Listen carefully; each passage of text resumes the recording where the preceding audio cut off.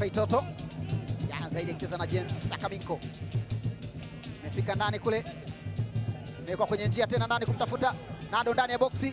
Nado anatoa chini huku, Jibril Sila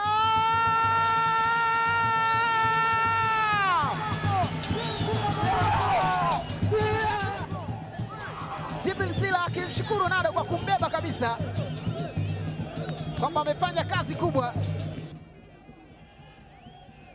Mpigwa mpira mrefu ule,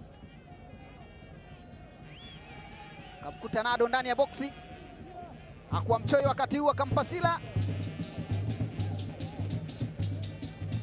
naye hali kadhalika kufanya jizi, alituliza ile ndio two touch, unagusa alafu unaachia.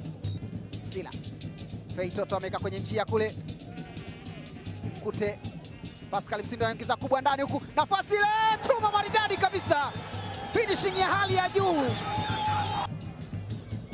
Ilipigwa ndefu sana na Faisal Salum pembeni kule kwa Pascal Gaudens Msindo, haikutulizwa, mita kama 15-16 hivi, kaweka kwenye nyavu.